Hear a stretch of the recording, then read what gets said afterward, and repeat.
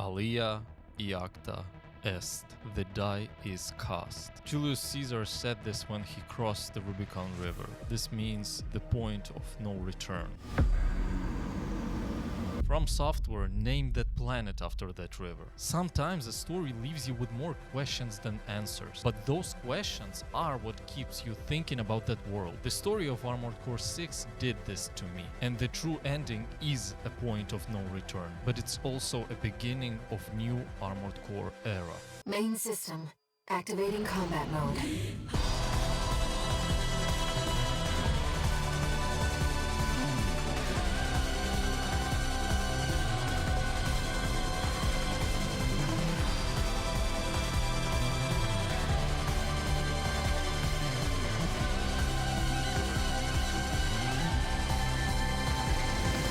After finishing the true ending and seeing the final cutscene, you can definitely see that they were setting the ground for the future games. Let's meet this new age together. This definitely doesn't look like the end, especially the final line of the game. Main system, activating combat mode. If you have your own theories, your own understanding, and you will hear me saying some stupid bullshit and not understanding the lore, comment and let's talk about it. Everyone had their own agenda. Walter with Carla wanted to destroy the coral. You have to burn every last cinder. Rusty wanted to protect the people of Rubicon and save this planet, set them free. Let's show them there's a future for Rubicon beyond these scorched skies. And Allmind is, I guess, an AI. They were creating the best possible mech through your battles in the arena, especially in New Game Plus. So I guess later they would be able to make this coral release and then make a symbiosis with humans. But again, I'm not sure if that's with humans. I think it wanted the coral for itself. Father Dolmayan, the main guy from the Rubicon Liberation Front, he knew about this symbiosis. He knew that they can make this coral release. You can see them too. The voices. Just as I once did. Rubiconians, they were researching how to make the symbiosis between the Rubiconians, between themselves and the coral. But Allmind figured this out, that this is possible, and they said, "F you Rubiconians, we will do this." The Rubiconian symbiosis is no more than suppression and exploitation of coral. We hope this encounter was informative. It always mentions that we need it for humanity. Again, I don't believe that Allmind cares about humanity. But the main question for me is, did we win in the true ending? Like, we released the coral. I guess the Rubicon is free, but the coral spread across the universe. So there is no more coral on Rubicon. Is there even Rubicon? Or it was destroyed? But at the same time, Air said thank you.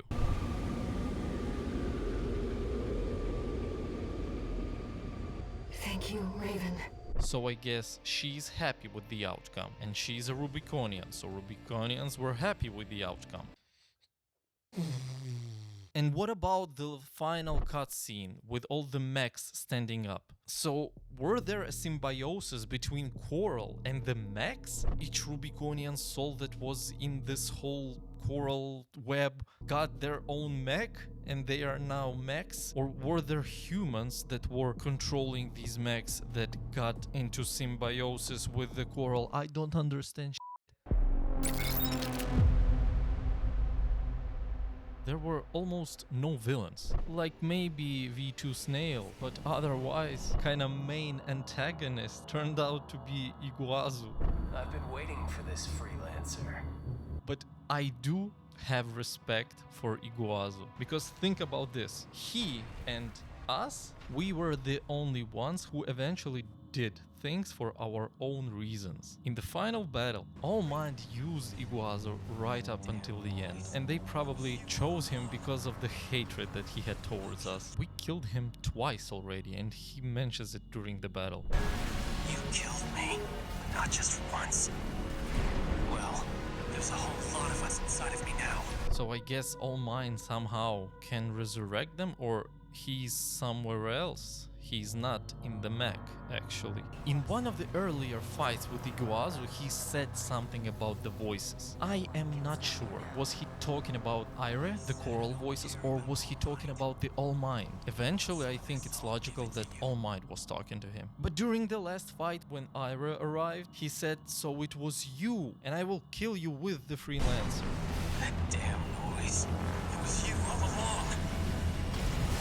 I'll kill you and the freelancer. But nevertheless, in the last moments, he got rid of the voices, he got rid of All Might, and he just fought us because he hated us, because he was jealous. I said I don't care about All Might. Shut up! I'll shut you all up! Iguazu, what are you? And I kinda respect him that he had his own motives. He didn't follow any orders in the end. He set himself free and decided to fucking kill us because he wanted to. He failed, of course, but I would say I failed more times than he did. And we did not let All Might release the coral, but we did it ourselves. All Might wanted to release the coral to make it work for the humanity, but we released it with Ira, and it worked for the Rubiconians. Could we actually control what it does? I don't know. If you will follow Ira, I guess you get the best ending. The Liberator of Rubicon still is my favorite ending.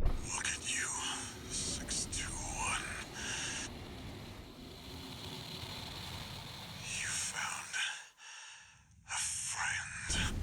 But the true ending is the most polarizing, and that's the one that creates a foundation for the continuation of the series. Every character in this game, they were fighting for some purpose. Even a lot of the dudes from the corporations, they were not that bad. Michigan was kinda cool. I was kinda sad when I had to kill Pater. You killed V3. You killed O'Keefe. Damn you. He always looked out for me. What was the freaking connection between V3 and Rusty? Because before his death, he said, "Rusty, we'll see you on the other side." Maybe now. Get some sleep. See you on the other side. Rusty. And All Might said that he was a betrayer, but before that he was a connection between the Vespers and the All Might. He was like an intelligence officer. Let me tell you something. All Might ain't worth it. What is happening? I guess you could find some answers somewhere in the logs, but I'll have to dig deeper into that. Or just watch VatiVidia's 5-hour video on the lore. Other questions that I have. What about those independent mercenaries? What about the Raven, the actual Raven character? The one that we met a couple of times. Who are they? From what I've read, they were a part of a group called The Branch. And the original Raven, he's some sort of a mystery mercenary that works in the shadows. During the fights with the PCA, it seems that he gave them a lot of troubles. Because during the comms, they always mention that they killed Raven, and then they are very shocked that he's back. Raven. Raven's dead. It can't be. It really is. What about that mission with Kate? You remember there was a character named Kate. She met us during one of the missions and we had to fight 2 ACs. And then we never saw or heard about her again. She was probably already working with the All Might. So these mercenaries are probably just serving the All Might. They are not with the corporations, not with the Liberation Front, and they did whatever All Might told them. That was my understanding. By the way, have you noticed when you start a new game plus, first of all, Walter says that we already have a lot of experience right from the beginning. And also then when we meet Ira, she immediately calls us Raven. But during the first playthrough, she didn't. She started to call us Raven later. She will say something like, "Raven, I will call you like that from now."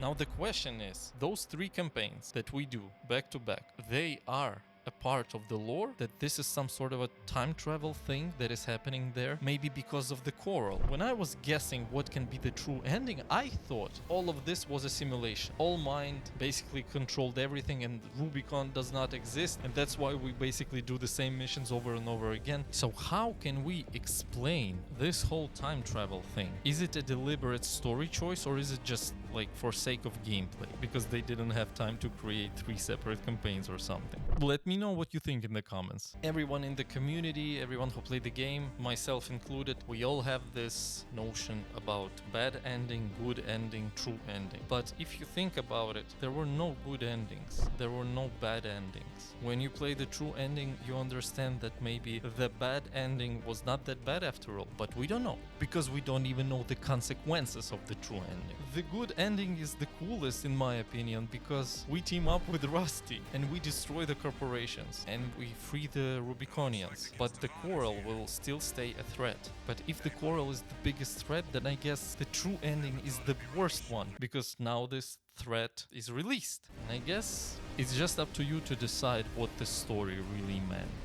Whatever it is, I think the true ending does a great job in setting the new universe of Armored Core. You know, FromSoft used to present their stories in a very unique and kinda convoluted way, but for some reason I like it so much more than the usual games when they don't even let you to think about what happened, what is happening. All the information, all the no secrets, everything is provided to you right away, and even the simplest things, they have to explain everything to you. When games present their stories like that, we turn off our brain. And when our brains are turned off, we feel bored. We need to think about what is happening. We need to feel something. And then if our predictions turned out to be true, that's when we get this dopamine, this catharsis moment. It also feels good when some information that you get, you uncovered it by yourself. You found some info, you found something that the game didn't tell you, and you feel that you found it. So it feels much more rewarding.